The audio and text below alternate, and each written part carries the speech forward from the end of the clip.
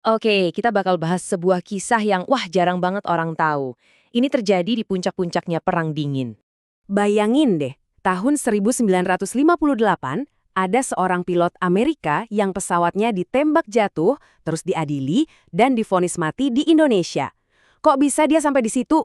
Nah, kita akan bongkar tuntas operasi rahasia CIA yang jadi dalang di balik semua ini. Oke, sebelum kita ngomongin misinya si Pop, kita perlu mundur sedikit nih. Lihat dulu situasi politik global di tahun 50-an itu kayak gimana. Saat itu kan Perang Dingin lagi panas-panasnya ya. Amerika Serikat itu khawatir banget sama penyebaran komunisme di Asia Tenggara, mereka punya yang namanya teori domino.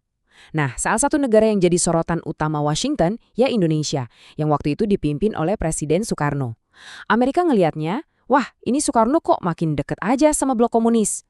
Karena khawatir itu, CIA akhirnya melancarkan operasi rahasia.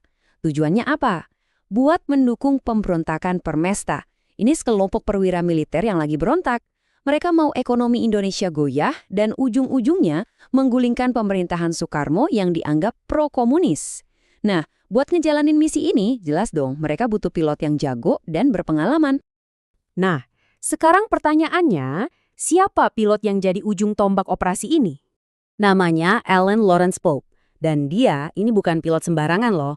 Dia itu mantan pilot Angkatan Udara AS yang punya banyak penghargaan. Pernah ikut misi pengoboman di Perang Korea. Setelah itu dia gabung sama Civil Air Transport yang kelihatannya sih perusahaan penerbangan sipil biasa. Padahal itu perusahaan kedoknya CIA. Pengalamannya udah banyak banget, termasuk nerbangin misi pasokan yang super bahaya buat CIA pas Perang Indochina pertama. Jadi, ini poin pentingnya ya. Pope itu bukan pilot kemarin sore. Dia itu operator rahasia yang udah makan asam garam. Dia dapat tugas baru di bulan April 1958, menerbangkan sebuah pesawat pengebom B-26 Invader. Pesawatnya dicat hitam, tanpa tanda pengenal sama sekali, untuk sebuah misi super rahasia di Indonesia. Lalu, apa misinya?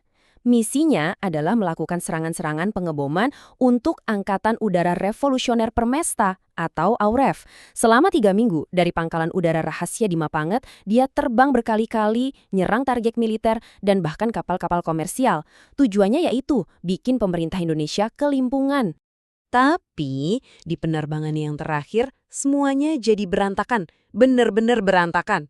Waktu itu tanggal 18 Mei 1958. Jam 3 pagi, Poppy lepas landas. Targetnya kali ini besar banget. Armada invasi pemerintah Indonesia yang lagi siap-siap di Teluk Ambon. Nah, disinilah drama puncaknya terjadi. Pertama, Poppy ngebom lapangan terbang di Ambon.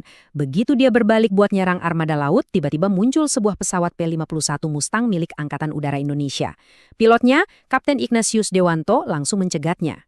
Terjadilah duel udara. Tembakan Kapten Dewanto pelak kena sayap kanan B-26-nya Pope, dan pesawat itu langsung terbakar. Gak ada pilihan lain, Pope dan operator radionya loncat keluar. Sialnya, pas loncat, kaki Pope patah kena ekor pesawat. Mereka akhirnya mendarat di sebuah pulau kecil dan ya langsung ditangkap sama Angkatan Laut Indonesia.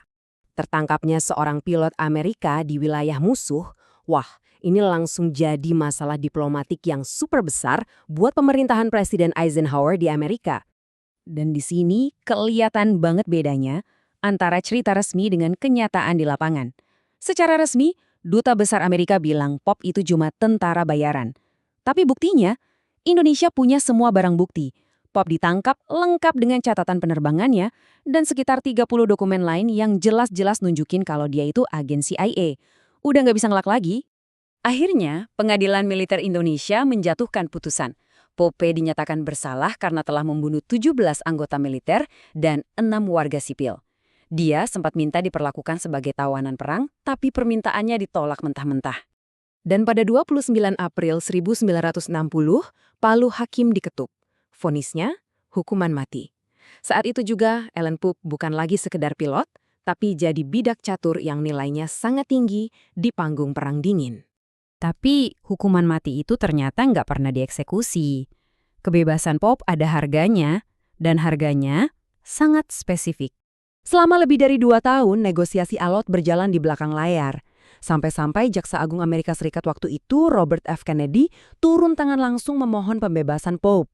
Presiden Soekarno sadar betul, dia sedang memegang kartu truf. Jadi, dia mulai menegosiasikan sebuah pertukaran yang luar biasa. Jadi, apa harga untuk satu nyawa pilot CIA ini? Jawabannya 10 unit pesawat angkut militer canggih Lockheed C-130 Hercules untuk Angkatan Udara Indonesia. Ya, 10 pesawat untuk satu orang. Akhirnya, pada 2 Juli 1962, setelah ditahan lebih dari 4 tahun, Pop diam-diam diterbangkan keluar dari Indonesia. Dia bebas. Tapi sebelum pergi, Presiden Soekarno memberikan sebuah pesan terakhir yang cukup bikin merinding. Presiden Soekarno bilang ke Pop, pulang saja, sembunyikan dirimu, menghilanglah, dan kita akan lupakan semuanya. Cuma satu kalimat itu, tapi rasanya sudah merangkum segalanya tentang operasi rahasia ini, tentang betapa besar pertaruhannya. Insiden yang nyaris terlupakan ini sebenarnya nunjukin apa sih? Ini adalah pengingat yang jelas banget kalau sejarah itu seringkali dibentuk bukan di panggung terbuka, tapi lewat kesepakatan-kesepakatan rahasia, di mana nyawa satu orang bisa jadi alat tawar dalam sebuah permainan geopolitik yang jauh lebih besar dari yang kita bayangkan.